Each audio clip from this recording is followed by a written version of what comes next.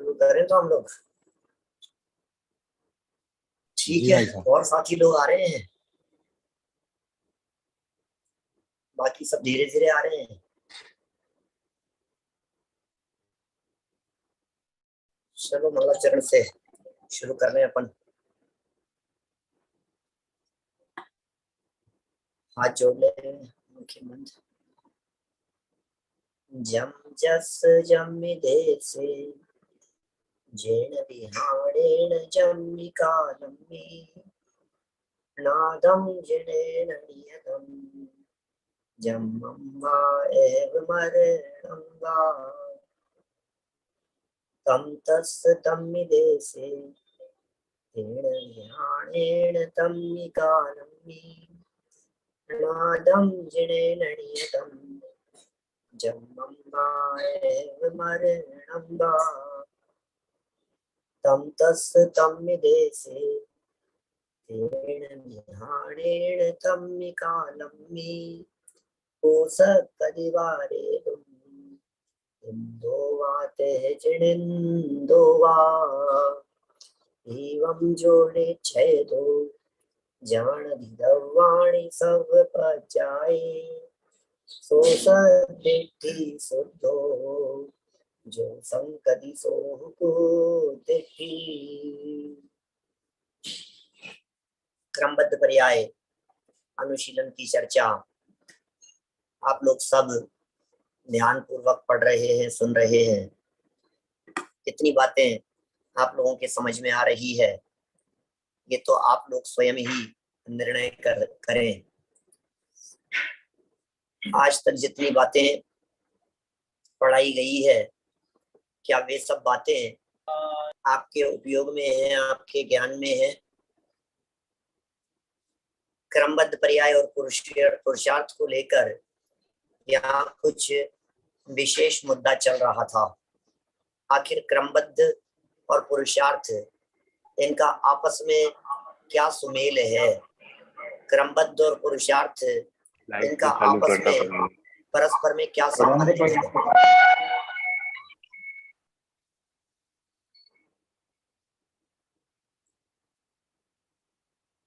Audio mute करके रखें और वीडियो ऑन रखें।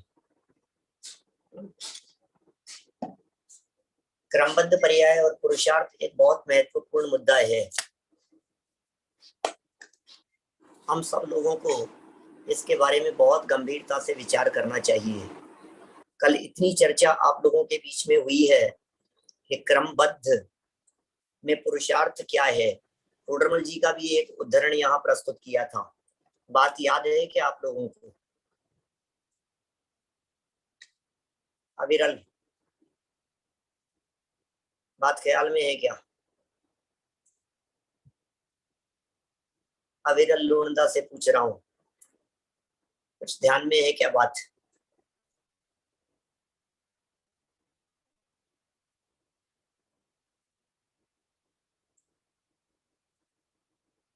टोडरमल जी साहब ने क्रमबद्ध के संदर्भ में क्या बात कही, ये बताओ।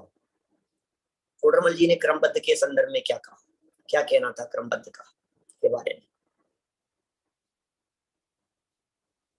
ये कुछ बीच बीच में स्पॉटलाइट भी चेंज होता रहता है क्या? क्या सिस्टम रहता है इसमें जूम में? भाई साहब जो बोलता है उसका स्पॉटलाइट आ जाता है। जो बोलता है उसका आ जाता है, अपने आप ही ऐसा होता है? मेरे स्क्रीन पर बदलता नहीं है यार। मेरे स्क्रीन पर मैं बोलता रहता हूँ तो मैं नहीं दिखता हूँ, तुम लोग दिखते रहते हो, तो मुझे कंफ्यूजन रहता है कि सही चल रहा है ना, ये बराबर तो है सब।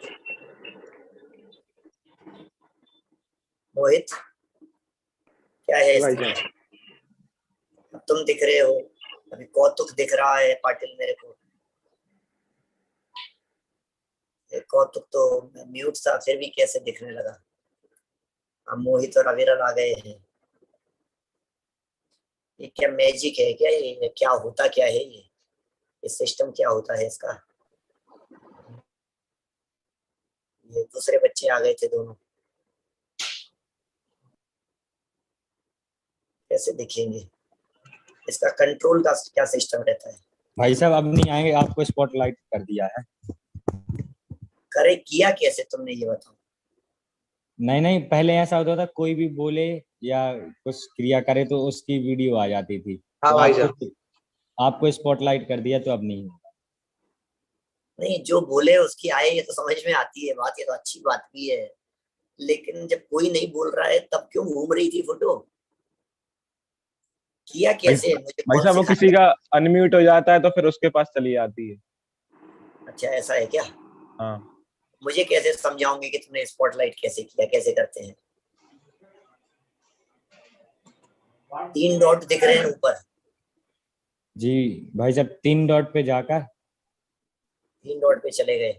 नहीं नहीं, फिर पार्टिसिपेंट में जाकर जिसको स्पॉटलाइट करना है उस पे टच करेंगे तो उस पे मोर ऑप्शन का आता ऑप्शन है। आता है भाई साहब, मोर पे जा करके उस पे उस पे टच किया हमने मोर पे आता है और स्पॉटलाइट का ऑप्शन। तो स्पॉटलाइट तो पूछ ही नहीं रहा है, ये कहाँ पूछ रहा है। एक को होस्ट में होस्ट रिप्लेस स्पॉटलाइट। अच्छा ऐसा है क्या।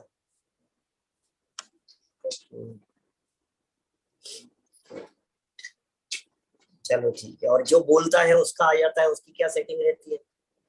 भाई साहब अब नहीं आएगा उसका। अरे वो आता कैसे है, मैं तो ये पूछ रहा अपने हूँ। आप होता भाई साहब, वो अपने आप। अपने साथ हो जाता था, यदि स्पॉटलाइट नहीं करते स्पॉटलाइट आपको जब तो हटा ऐसे देंगे ही। ये। उसकी सेटिंग तो होती होगी कुछ तो। भाई साहब अगर कोई अपने आप को म्यूट अगर अनम्यूट रखेगा तो उसकी आएगी, चाहे वो बोले अपने चाहे आप नहीं ही बोले। आएगी, बाय डिफॉल्ट रहता है ऐसा। जी भाई, जैसे मैं अभी ऑन किया हूँ तो मेरी आ रही अभी बंद। नहीं आ रहे उससे तो भाई। चलो बहुत अच्छा भाई, तुम लोग तो सब ज्ञानी हो बहुत। चलो अभी आशीष आ गए हैं। चलो कोई बात नहीं, अपन आ जाते हैं अपने विषय के ऊपर। ठीक है, कुछ पूछना तो नहीं है। 2-3 बच्चों के हाथ खड़े हैं, बोलो फटाफट। जैसे वो आंसर देना था टोडरमल जी वाला, आप बता रहे थे। हाँ टोटल जी वाला उत्तर दो जल्दी से, कौन देगा। उसमें ऐसा था कि पुरुष से वाला आया था, हाँ हाँ शाबाश। हाँ तो उसमें पहले पुरुषार्थ से पुरुष शब्द निकला था कि, और पुरुषार्थ की जो व्युत्पत्ति बताई थी कि पुरुष से पुरुषः। तो पुरु का मतलब बताया था कि ज्ञान दर्शन चेतना का स्वामी, और सेते मतलब उसका सेवन करता है। जो स्वतंत्र रूप से ज्ञान दर्शन चेतना का सेवन करता है वो पुरुष है, और उसका प्रयोजन पुरुषार्थ। और प्रयोजन क्या होगा, मतलब वही जो ज्ञान दर्शन चेतना में ही रहना चाहता है, माने मुक्ति के मार्ग में रत्नत्रय की प्राप्ति के लिए किया जाने वाला प्रयत्न, वो ही सम्यक पुरुषार्थ है। उसे ही सम्यक पुरुषार्थ कहेंगे, वो असली पुरुषार्थ है। और ऐसी यदि पुरुषार्थ की व्याख्या समझ में आ जावे तो फिर सारी समस्याओं के समाधान हो जाते हैं। चलिए, ये सब चर्चाएं हो चुकी थी अपनी पुरुषार्थ के बारे में, जितनी भी बातें हो सकती है वो सब बातें हो चुकी है। चलो अभी भी मेरे को ये अविरल और ये दिख रहे हो, मोहित दिख तो तुम दोनों ही रहे हो स्क्रीन पर। भाई क्या जब चल रहा है? इसका लीजिए, आगे कर दो, 4-4 दिखेंगे। ऐसे स्लाइड कर दो, क्या बाद करें, में स्लाइड कर दो राइट साइड। स्लाइड कर दे। हाँ ऐसे कर लो तो दिखने अरे लगेंगे। मेरी तो स्लाइड होती नहीं है कोई भी स्क्रीन। मैं तो आईपैड में चलाता हूँ तो इसमें तो स्लाइड होती नहीं है। हो जाती है भाई साहब उसमें इसमें तो भी। स्लाइड का ऑप्शन व्यू ही आता नहीं है। है, गैलरी व्यू, गैलरी व्यू आता है। गैलरी व्यू का ऑप्शन आएगा आपको, हाँ देख लीजिए। गैलरी व्यू का ऑप्शन आएगा। ऊपर साइड आएगा भाई साहब। ऊपर तो उसमें स्पीकर व्यू और गैलरी व्यू में चलो खैर कोई बात नहीं, जाने तो फिर कभी फुर्सत में सीखेंगे तुम लोगों से। ठीक है ना, अभी तो अपनी क्लास चलने देते हैं। अब जो दिख रहा है सो दिख रहा है, कोई बात नहीं। ठीक है, मुझे जो दिख रहा है वो मुझे ही दिख रहा है, बस तुम लोगों को नहीं दिखेगा कुछ भी, और किसी को भी कुछ नहीं दिखेगा। पेज नंबर कितने से पढ़ना है अपने को, 57 नंबर पेज से। एक बहुत सुंदर तर्क आया था, आप लोगों को ध्यान में, बहुत सुंदर तर्क दिया था। और वो तर्क ये था कि सर्वज्ञ भगवान क्या पुरुषार्थहीन है क्या। वीतरागी सर्वज्ञ अरहंत भगवान क्या पुरुषार्थहीन है क्या? बोलो क्या जवाब दोगे? अरे कैसी बात कर रहे हो, अनंत वीर्य के धनी है, वो कैसे पुरुषार्थहीन हो सकते हैं?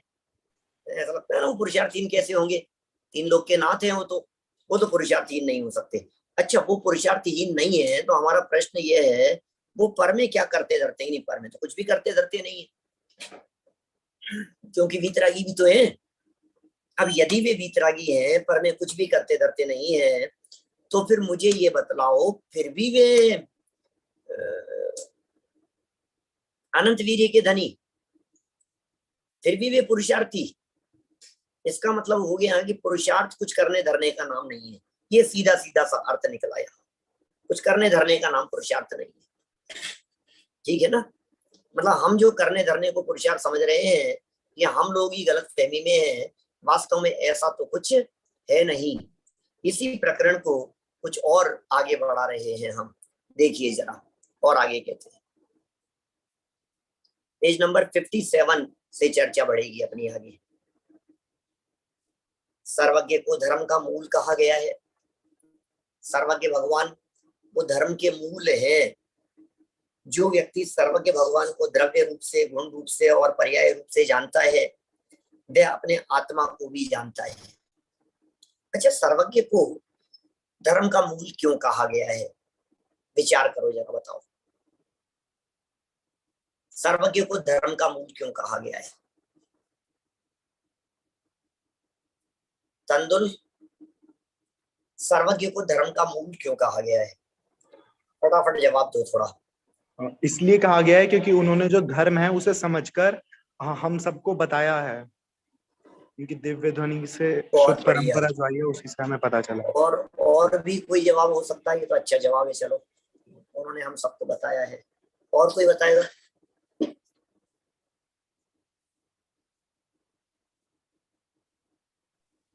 भाई साहब, उत्सव,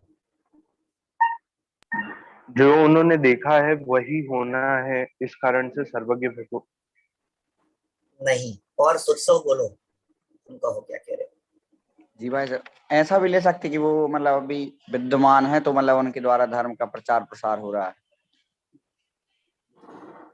देखो, मैं कुछ कहने का प्रयत्न करता हूँ, बोलो अविरल, तुम कहो क्या कह रहे हो? ऐसा वस्तु का जो स्वरूप है वही धर्म।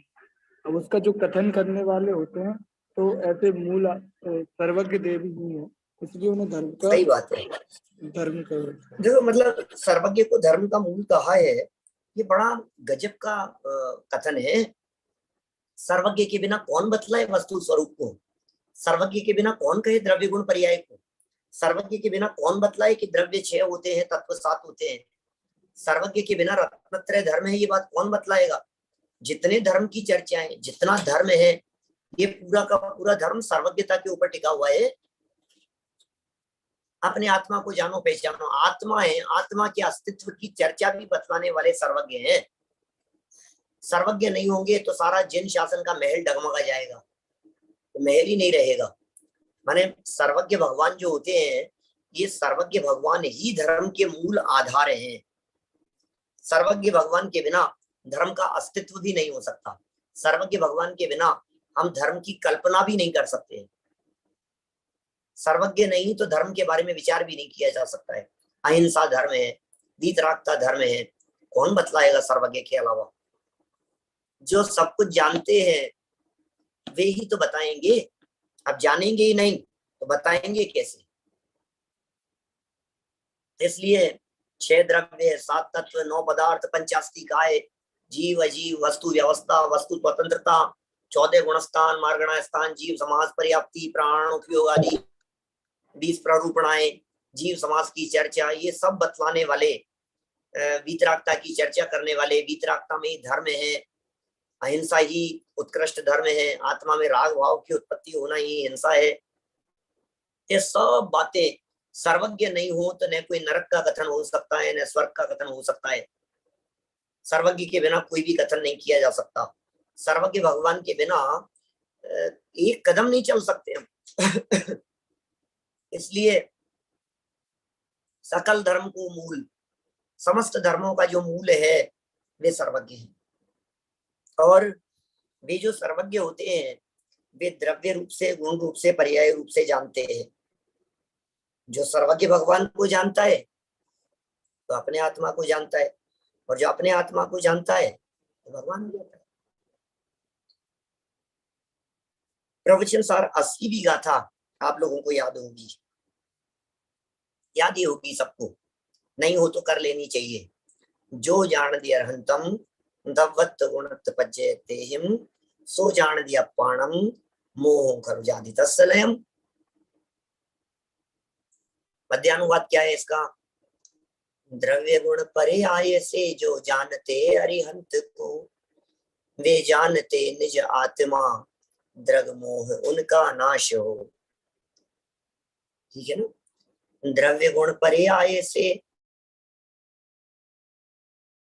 जो जानते अरिहंत को, द्रव्य से, गुण से, पर्याय से जो अनंत भगवान को जानते हैं, वे जानते निज आत्मा, वो अपने आत्मा को भी जानते हैं, और उनका दर्शन मोह नाश को प्राप्त होता है।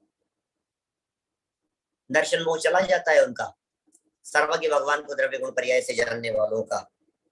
लेकिन एक बात ध्यान रखना, यहाँ जो बात कही गई है उसके पीछे छिपा हुआ अर्थ, उसके पीछे छिपा हुआ मर्म यह है, सर्वज्ञ को जानने का मतलब अकेले सर्वज्ञ को नहीं जानना है, जानना तो अपनी आत्मा को है। क्योंकि सर्वज्ञ को जान करके भी जानना किसे है? उन्हें द्रव्य गुण पर्याय से जाना तो उनको जानने के लिए नहीं जाना, अपने आत्मा को जानने के लिए जाना है। पेज बदलिए, देखिए 58 नंबर पेज पर। जो जीव अरहंत अर्थात सर्वज्ञ भगवान को द्रव्य रूप से, गुण रूप से और पर्याय रूप से जानता है, वह अपने आत्मा को भी जानता है, और उसका मोह अवश्य नाश को प्राप्त होता है। इस गाथा में मोह को जीतने का उपाय बताया गया है। इसमें विशेष ध्यान देने योग्य बात यह है कि मूल रूप से तो कहा गया है कि जो आत्मा को जानता है उसका मोह नष्ट होता है, पर साथ ही यह भी कहा गया है कि जो अनंत भगवान को द्रव्य रूप से, गुण रूप से और पर्याय रूप से जानता है, वह अपने आत्मा को जानता है। इस प्रकार मिथ्यात्व के नाश के लिए अनंत भगवान को जानना भी अनिवार्य कर दिया गया है। मात्र अरिहंत को नहीं, अपितु उन्हें द्रव्य रूप से, गुण रूप से और पर्याय रूप से जानना अनिवार्य किया गया है। कुछ बात समझ में आई है? गाथा क्या कह रही है? प्रवचन सार 80वीं गाथा ये कह रही है कि आपको यदि मोह नष्ट करना है तो अनंत भगवान को जानो। अनंत को जानने से क्या होगा? बोले अपने आत्मा को जानो। तो जो अरहंत को जानेगा और अरहंत को भी द्रव्य गुण पर्याय से जानेगा, वो अपनी आत्मा को द्रव्य गुण पर्याय से जानेगा और उसका मोह नाश को प्राप्त हो जाएगा। ये विधि है, और इसी बात को और अधिक आगे बढ़ाएं तो ये कह रहे हैं अपने आत्मा और अनंत भगवान के द्रव्य गुण तो एक समान ही शुद्ध है, पर वर्तमान पर्याय में अंतर है। अपनी पर्याय अल्प विकसित और अशुद्ध है, उनकी पर्याय पूर्ण विकसित और शुद्ध है। पर्याय में अंतर है ना। इससे स्पष्ट है कि आचार्य देव ने पूर्णता और शुद्धता जानने को कहा है। इस तरह उन्होंने पूर्ण वीतरागता और सर्वज्ञता के ज्ञान को मोह माने मिथ्यात्व के नाश के लिए अनिवार्य माना है। यही कारण है कि आत्मानुभूति के साथ साथ सच्चे देवगुरु शास्त्र की सम्यक पहचान भी सम्यक प्राप्ति के लिए अनिवार्य है। माने सर्वज्ञ भगवान को जानना क्यों जरूरी है? दर्शन मोह को नाश करने के लिए। सर्वज्ञता को जानना, वीतरागता और सर्वज्ञता को जानना क्यों जरूरी है? सम्यक दर्शन की प्राप्ति के लिए। माने कह रहे हैं इनके बिना सम्यक दर्शन की प्राप्ति होती नहीं। आप कैसे करेंगे सम्यक दर्शन की प्राप्ति? है तो बतलाओ।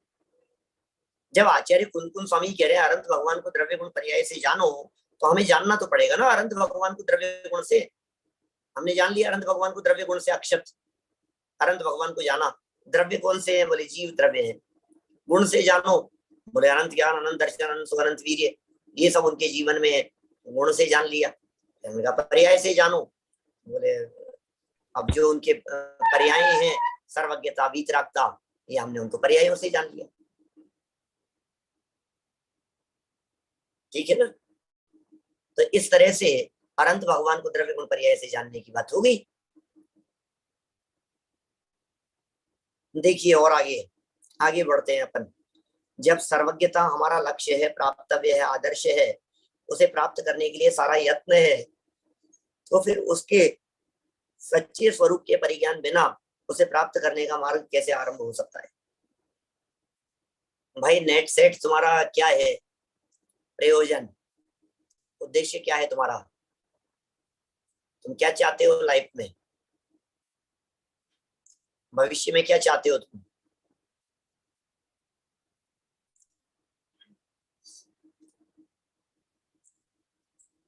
हर व्यक्ति ये चाहता है ना भविष्य में सुखी होना चाहते हैं भाई साहब, सुखी होना चाहते हो। हाँ शाबाश। तो सुखी कौन है दुनिया में? सिद्ध भगवान। सिद्ध भगवान सुखी है, तो ऐसा मतलब तुम सिद्ध भगवान बनना चाहते हो? हाँ वो तो ये अर्थ हुआ ना। हाँ तो सिद्ध भगवान सुखी क्यों है भैया? क्योंकि वो सारे भगवान के गुण बतलाओ दो चार। क्योंकि वो सारे अपने क्या बोलते, तो सांसारिक जो दुख है उनसे रहित है, इसलिए। सही बात है। और क्या गुण है उनमें सिद्ध भगवान में? और वो वितरागी है, सर्वज्ञ है। तो इसका मतलब जो दशा हम प्राप्त करना चाहते हैं, हमें उसके बारे में पहले जानना तो पड़ेगा कि वो कौन होते हैं, कैसे होते हैं। किसी लड़के से पूछा हमने कि तुम क्या करना चाहते हो, बोले बीएड करना चाहते हैं। तो फिर हमने कहा कि भाई बीएड करना चाहते हो, तुम्हें पता है बीएड करके क्या होता है? बीएड करने वालों की चौराहे पे नौकरी लगती है, ट्रैफिक पुलिस वाले होते बीएड वाले हैं। अच्छा ऐसा होता है क्या? मुझे तो मालूम ही नहीं था। तुम क्यों बीएड करना सोच रहे थे? पता है बीएड करके क्या होता है? ट्रैफिक पुलिस वाले होते हैं ना बीएड वाले।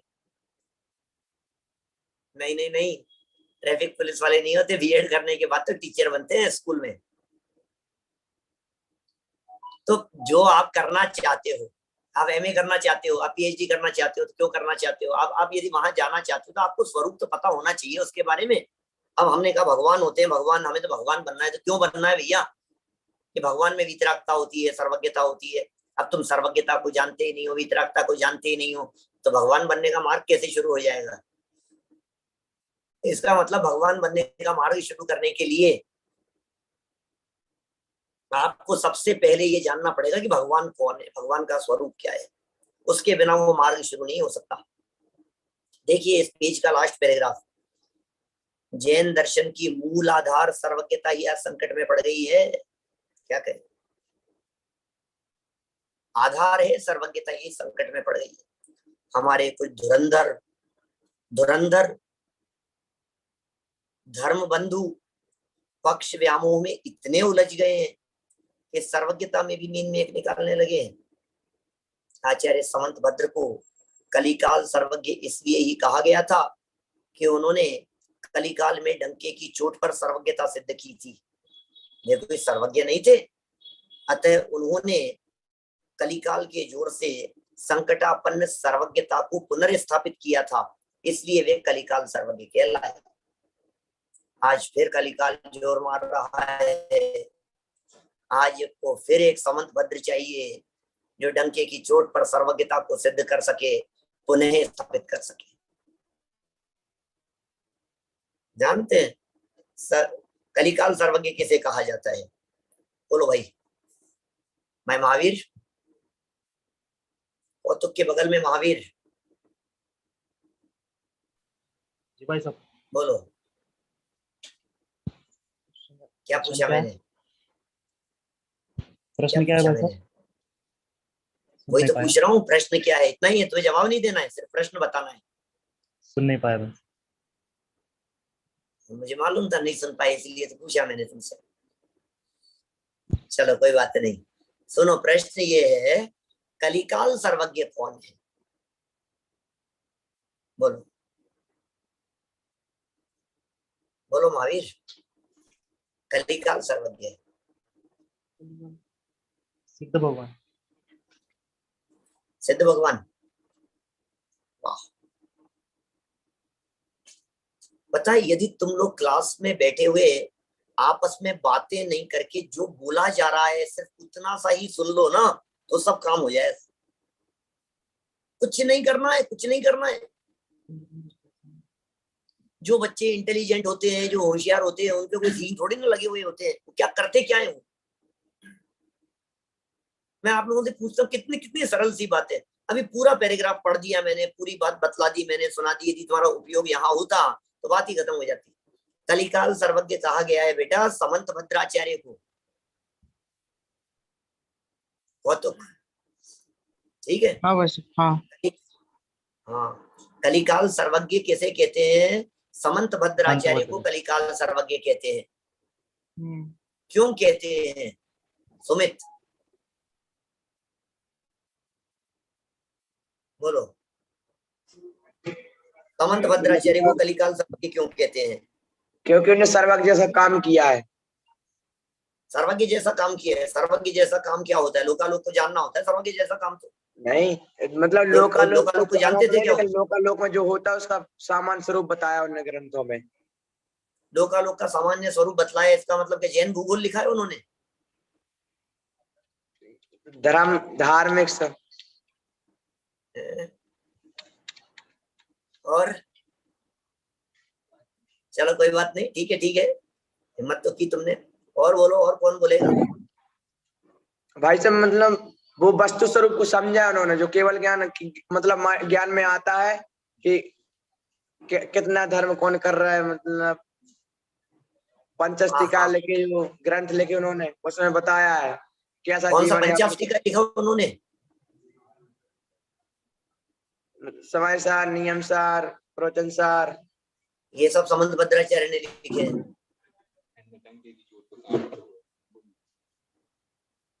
भैया कितने साल हो गए, कोरोना में निकल गया सब काल, कैसे चलेगा? वो तो कुंद कुंदाचार्य देव ने लिखे हैं भैया। मैं तो समंत भद्राचार्य की पूछ रहा हूँ। चलो कौन कह रहा है? भव्य कह रहा है क्या? नहीं नहीं नहीं, श्रावकाचार्य लिखा, भूल गया था। श्रावकाचार्य भी तो है तुम्हारे कोर्स में।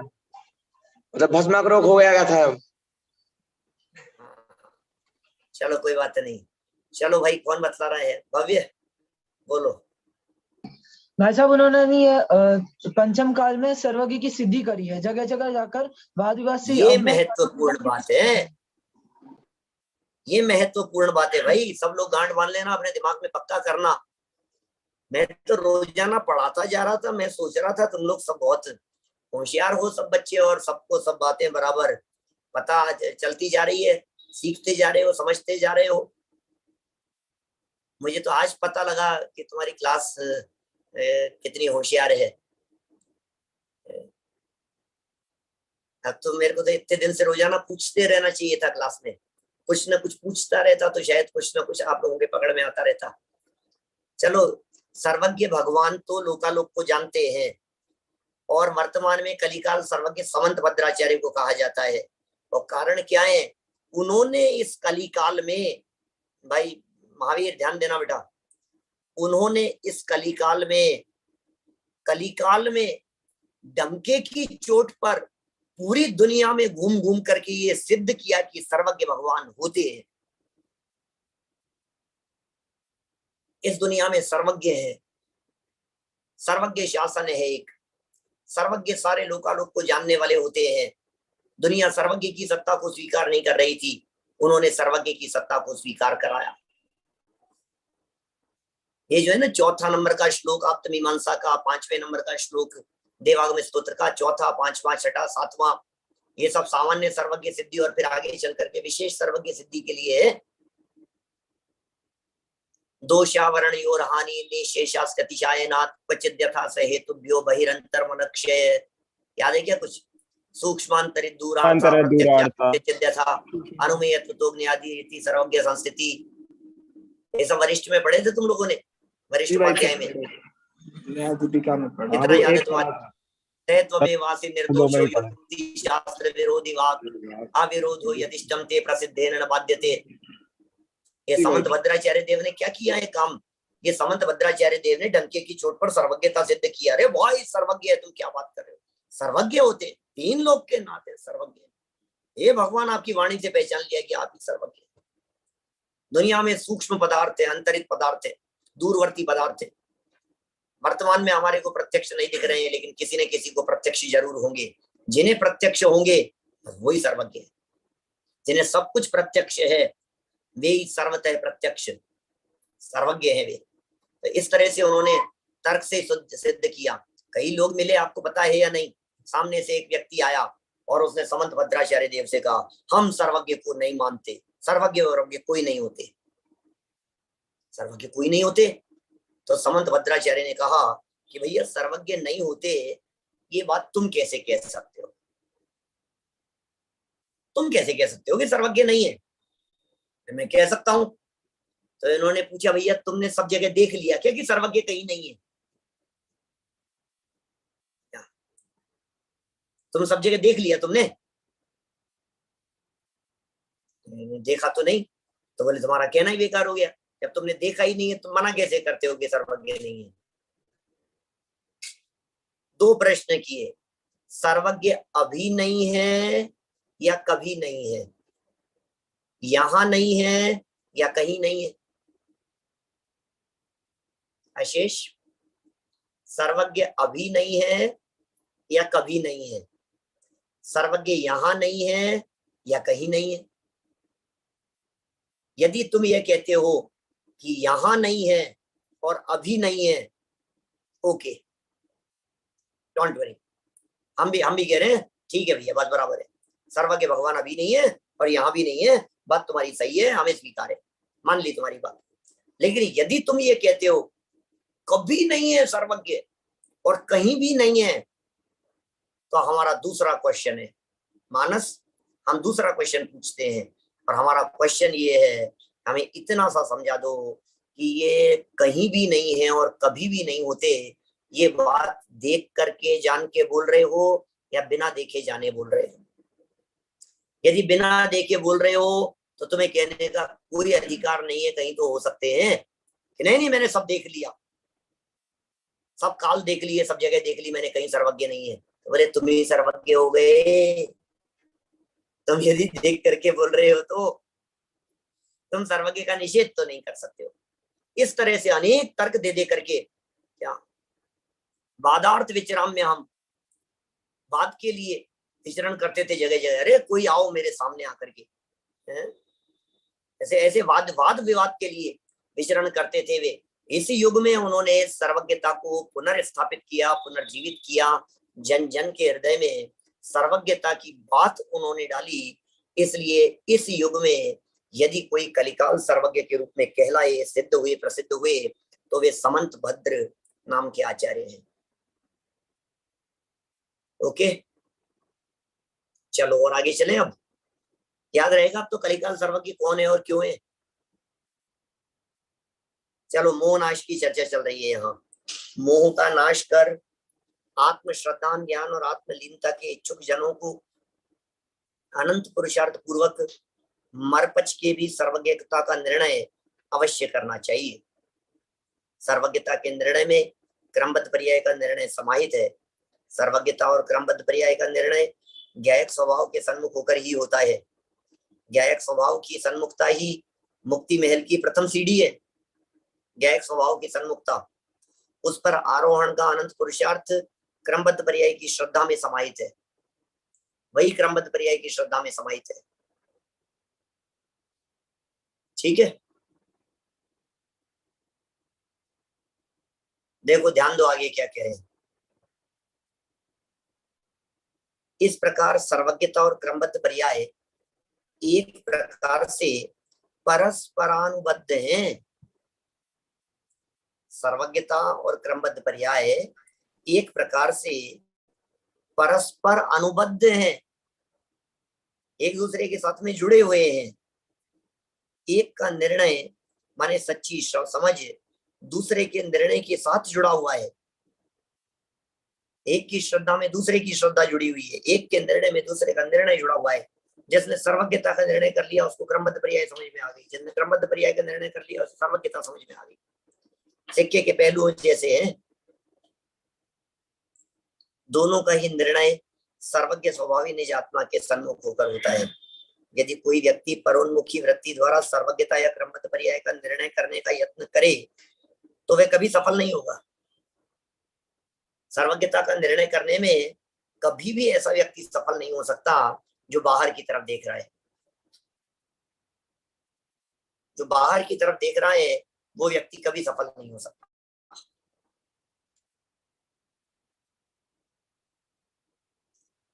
सर्वज्ञता प्राप्त करने का प्रारंभिक उपाय सर्वज्ञता का स्वरूप समझना है।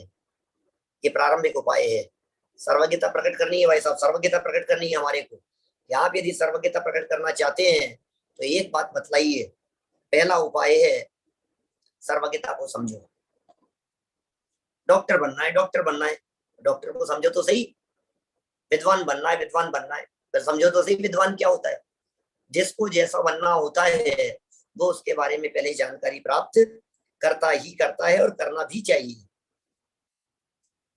सर्वज्ञता प्राप्त करने का प्रारंभिक उपाय सर्वज्ञता का स्वरूप समझना है। जिस प्रकार तीर्थंकर जब तीर्थंकर किसी माँ के गर्भ में आते हैं तो उसके पूर्व सपनों में आते हैं। कितनी गजब की बात कह रहे हैं। जब वे गर्भ में आते हैं उससे पहले सपनों में आते हैं। उसी प्रकार जिस आत्मा में सर्वज्ञता प्रकट होती है, प्रकट होने के पूर्व उसे वह समझ में आती है। सर्वज्ञता समझ में आए बिना प्राप्त नहीं की जा सकती। आप यदि सर्वज्ञता को नहीं जानते हो तो सर्वज्ञता को प्राप्त नहीं कर सकते हो। सर्वज्ञता के बारे में समझते नहीं हो तो सर्वज्ञता कैसे प्राप्त करोगे। प्राप्त करने के लिए आपको सर्वज्ञता को समझना पड़ेगा। अभी तो सर्वज्ञता समझ में ही नहीं आ रही है, प्रकट होने की बात तो कहाँ है। पहले समझो तो सही सर्वज्ञ का मतलब क्या होता है। सर्वज्ञता की समझ बिना, स्वीकृति बिना धर्म की उत्पत्ति ही संभव नहीं है।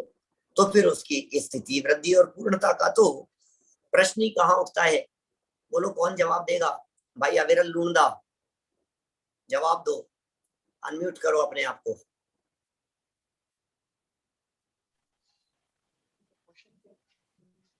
कर लिया। प्रश्न है हमारा, सुनो अब प्रश्न सुनो। धर्म की उत्पत्ति, वृद्धि और पूर्णता का मतलब क्या है। उत्पत्ति को क्या कहेंगे, वृद्धि को क्या कहेंगे और पूर्णता को क्या कहेंगे।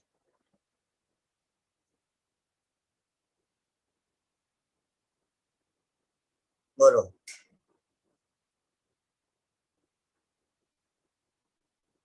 बताओ जल्दी।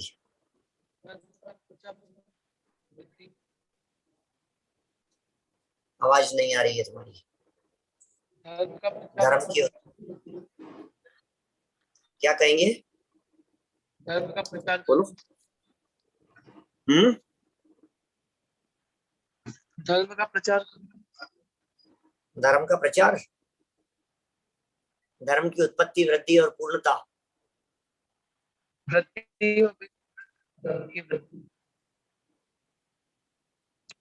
आवाज कट रही है बेटा। चलो कोई बात नहीं, मयंक तुम बताओ। ऐसा है भाई साहब उसमें कि जो सर्वज्ञ देव की यदि हमें सिद्धि नहीं होगी तो जो उन्होंने धर्म बताया तो उसकी भी सिद्धि नहीं होगी। तो जब धर्म ही स्टार्ट नहीं होगा तो फिर वो धर्म बढ़ेगा कैसे। और धर्म की उत्पत्ति की चर्चा की नहीं यहाँ। यहाँ तो उत्पत्ति का मतलब क्या है, वृद्धि मतलब क्या है, उत्पत्ति का मतलब है सम्यक वो रत्नत्रय लेना है यहाँ धर्म से। तो उनकी श्रद्धा ही नहीं होगी हमें जब, तो हमें उसकी सम्यक दर्शन इत्यादि प्रकट नहीं होंगे। जब उनकी उत्पत्ति ही नहीं होगी सम्यक दर्शन की फिर उनकी वृद्धि और पूर्णता कैसे। और किसी को याद है क्या 2 दिन पहले आया था ये शब्द, 2-3 दिन पहले। बोलो भाई तंदुल। भाई साहब 2 दिन पहले वाला ख्याल नहीं है, पर इस प्रकरण में जो धर्म की उत्पत्ति है उससे हमें यह लेना है कि सर्वज्ञता को समझना, कि पहले सर्वज्ञता को समझेंगे तब तो सर्वज्ञ बन पाएंगे। अरे वो तो ठीक है, लेकिन सर्वज्ञता की समझ के बिना धर्म की उत्पत्ति नहीं होती, इसका मतलब क्या है। बोलो भाई अविरल, ये खनिया दाना। ऐसा यहाँ धर्म की उत्पत्ति, स्थिति, वृद्धि और पूर्णता से यहाँ संवर, निर्जरा और मोक्ष लेना है। शाबाश, 2-3 दिन पहले कही थी मैंने। ये तो तुम लोगों को बीच बीच में पढ़ाते पढ़ाते पूछना चाहिए। मैं तो समझ रहा था कि जो पढ़ाता जाता हूँ वो तुम पकड़ते जाते हो। अब मुझे समझ में आया कि तो पकड़ाना पड़ेगा तुम्हारे को अच्छे से, नहीं तो पकड़ोगे ही नहीं तुम। धर्म की उत्पत्ति, सर्वज्ञता की समझ बिना धर्म की उत्पत्ति नहीं होती, माने संवर नहीं होता। सर्वज्ञता की समझ बिना धर्म की वृद्धि नहीं होती, माने निर्जरा नहीं होगी। और उसकी पूर्णता नहीं होती, माने मोक्ष नहीं होता। उत्पत्ति को संवर कहते हैं, वृद्धि को निर्जरा कहते हैं, और पूर्णता को मोक्ष कहते हैं। ठीक है, उत्पत्ति, वृद्धि और पूर्णता, ये लिखा है ना। धर्म की उत्पत्ति किसका नाम है? धर्म की उत्पत्ति कब होती है, कैसे होती है? मतलब संवर जैसे ही होगा, उसके बिना धर्म की उत्पत्ति नहीं होती।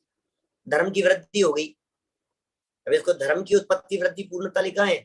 आप इसको आनंद की उत्पत्ति, वृद्धि, पूर्णता कह सकते हो। आप इसको मोक्ष मार्ग की उत्पत्ति, वृद्धि, पूर्णता कह सकते हो। आप इसको शुद्धता की उत्पत्ति, वृद्धि, पूर्णता कह सकते हो। शुद्धि की उत्पत्ति वो संवर है, शुद्धि की वृद्धि वो निर्जरा है, शुद्धता की पूर्णता वो मोक्ष है। ठीक है ना?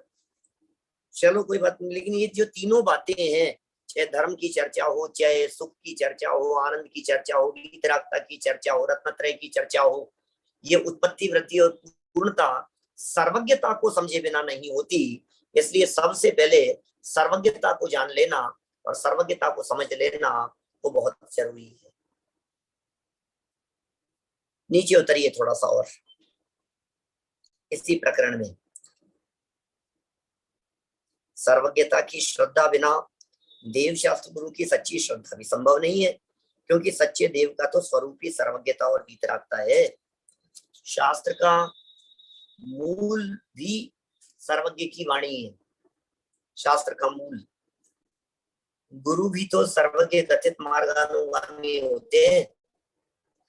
साधुओं का आगम चक्कू का है, प्रवचन सार 234 नंबर का था में, आगम चक्कू साहू सुना होगा आपने कभी। अभी प्रवचन सार विधान के अवसर पर मैंने बतलाया था। सर्वज्ञ कथित मार्ग का निरूपण शास्त्रों में है। शास्त्रों में प्रामाणिकता के अभाव में गुरु का स्वरूप भी स्पष्ट कैसे होगा? शास्त्री प्रामाणिक नहीं होंगे तो गुरु का स्वरूप कैसे स्पष्ट होगा? अतः देव शास्त्र गुरु का सच्चा स्वरूप समझने के लिए सर्वज्ञता का स्वरूप समझना अति आवश्यक है। आप यदि देव शास्त्र गुरु का स्वरूप समझना चाहते हैं तो उसके लिए आप सर्वज्ञता के स्वरूप को जरूर जरूर जरूर जरूर समझें, ये अति आवश्यक है। इसीलिए तार्किक चक्र चूड़ामणि आचार्य समंत भद्र ने देव शास्त्र गुरु की सम्यक श्रद्धा को सम्यक दर्शन के स्वरूप में शामिल किया है। कहते हैं यदि सम्यक दर्शन की प्राप्ति करनी हो तो आपको देव गुरु धर्म के स्वरूप को जानना ही पड़ेगा। परिभाषा याद है? सम्यक दर्शन किसे कहते हैं? बोलो, कौन बतलाएगा सम्यक दर्शन की परिभाषा? ये जो लिखा है ये श्लोक याद है क्या? दूसरी परिभाषा बतलाओ। चलो तत्वार्थ सूत्र की परिभाषा बतलाओ, सम्यक दर्शन किसे कहते हैं? हर्षित। तत्वाद सिद्धानम सम्यक दर्शनम। शाबाश। और समंत भद्राचार्य क्या लिख रहे हैं? सिद्धानम परमार्थानाम आप्तागम तपोवताम त्रिमूढ़ापूर्णमष्टांगम सम्यक दर्शन मस्मयम। शाबाश। बैठ चलो भाई, तो इसी को पढ़ते हैं नीचे। सम्यक दर्शन किसे कहा है? श्रद्धानम परमार्थानाम, परमार्थ से किसका नाम, किसका श्रद्धान सम्यक दर्शन है। सम्यक दर्शनम, नीचे लाइन अंतिम चरण, सम्यक दर्शनम अस्मयम, इसका नाम सम्यक दर्शन है। किसका? आप्त आगम तपोव्रताम। आप्त माने देव, आगम माने शास्त्र, और तपोव्रत माने गुरु, तप को धारण करने वाले। तो जो आप्त आगम और तपोव्रत माने देव शास्त्र गुरु का श्रद्धान है, वही परमार्थ से क्या है? सम्यक दर्शन है।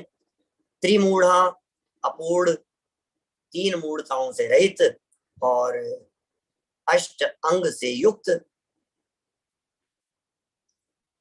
त्रिमूढ़ अपूढ़म अष्ट, अष्ट को दोनों तरफ लगा लो तो 8 मदों से रहित भी हो गया, तो 8 अंगों से सहित हो गया, और त्रिमूढ़ 3 मूढ़ताओं से रहित हो गया। वही सच्चा सम्यक दर्शन है। कुछ लोग कहते हैं, क्या कहते हैं कि आप क्रमबद्ध पर्याय को सर्वज्ञ के साथ क्यों लपेटते हैं? क्रमबद्ध पर्याय को सर्वज्ञ के साथ में क्यों लपेटते हैं? उसे सीधी वस्तु स्वरूप से सिद्ध कीजिए ना। क्या कह रहे? उसे सीधी सीधी सिद्ध कीजिए ना, उसे क्यों लपेटते हैं इससे? भाई हम लपेटते नहीं है, वह लिपटी हुई है।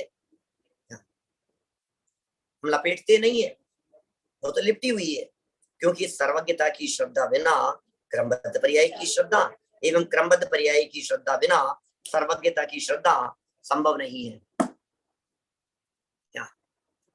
इसलिए हम इनको लपेट नहीं रहे जबरदस्ती, ये तो लिपटी लिपटाई ही है।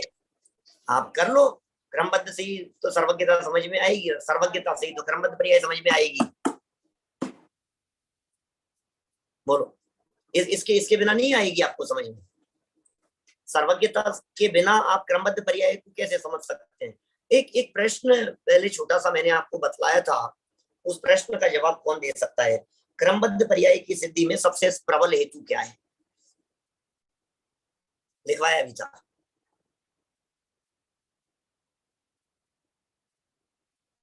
सबको आता है क्या? आदित्य को नहीं आ रहा है क्या? आता है आदित्य? क्रमबद्ध पर्याय की सिद्धि में सबसे प्रबल हेतु क्या है? बोलो। वो सर्वज्ञता।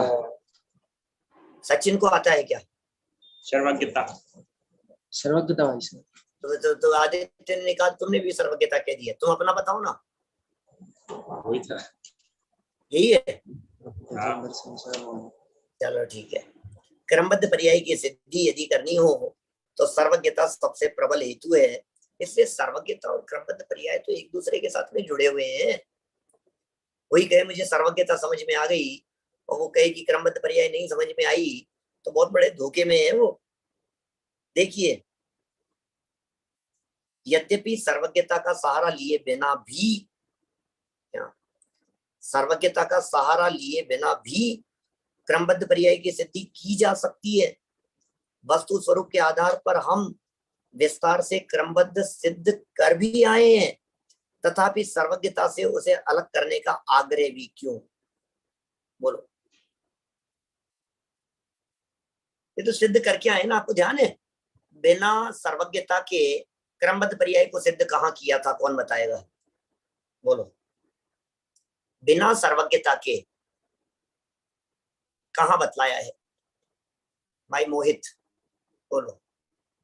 भाई साहब वो बताया था ना, जैसे प्रदेश का उदाहरण लिया था कि जैसे लोक है, तो लोक में एक एक प्रदेश पर एक एक परमाणु स्थित है, कालाणु स्थित। उसी प्रकार एक एक समय है काल का जो सबसे छोटा अंश है, तो उसी पर एक एक पर्याय स्थित है। तो जब जिसका क्रम होगा उसी समय आएगी। बहुत बढ़िया। जितने 3 काल के समय होते हैं उतनी एक द्रव्य की पर्याय होती है, और प्रत्येक पर्याय अपने अपने समय के साथ में खचित है। ये प्रकरण कहाँ का है? मानस बता सकते हो क्या? कपिल, मयंक, बोलो, ये प्रकरण कहाँ का है? कौन हाथ खड़ा करेगा तुम लोगों में से?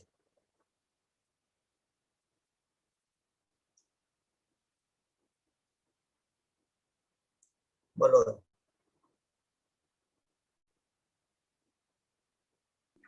भाई साहब प्रवचन सार।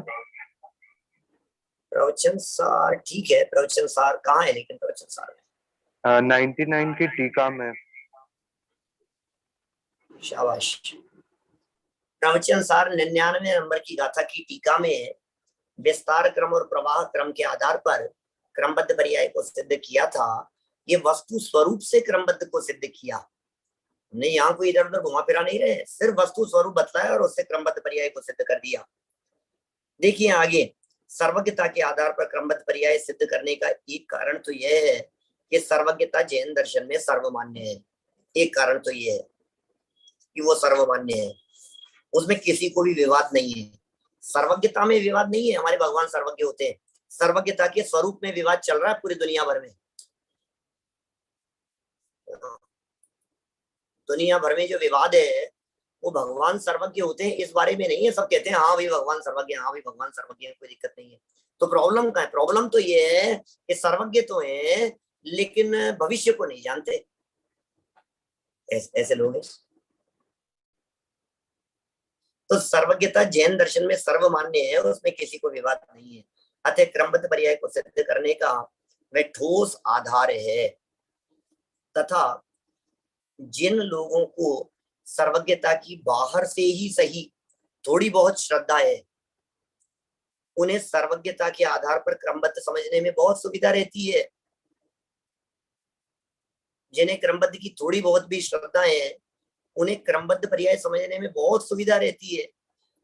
और फिर एक और प्रकरण देकर के इन्होंने यहाँ बात कही है कि भाई ये सर्वज्ञता के आधार पर क्या क्या बातें कही जाती है। सर्वज्ञता के आधार पर अकेले क्रमबद्ध पर्याय ही नहीं, सर्वज्ञता के आधार पर हमने क्या क्या मान रखा है, जरा उन विषयों को भी तो खोल करके देखो। बिना सर्वज्ञता के आप मेरू पर्वत नहीं समझा सकते हो, बिना सर्वज्ञता के आधार पर आप सिद्ध भगवान नहीं समझा सकते हो, बिना सर्वज्ञता के आधार पर आप परमाणु की चर्चा नहीं कर सकते हो, बिना सर्वज्ञता के आधार पर आप 14 गुणस्थान नहीं समझा सकते हो,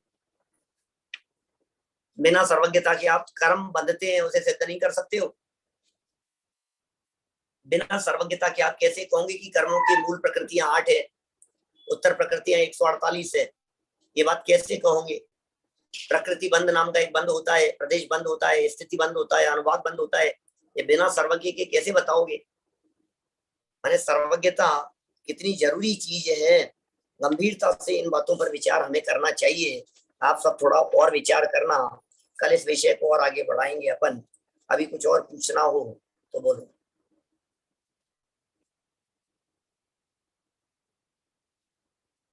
बोलो भाई।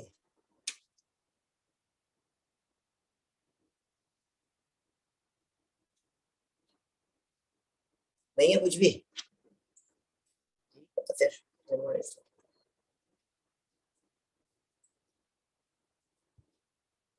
एब्सेंट बच्चों की लिस्ट भेजना भाई। मयंक, जो जो एब्सेंट थे उनकी लिस्ट भेजना।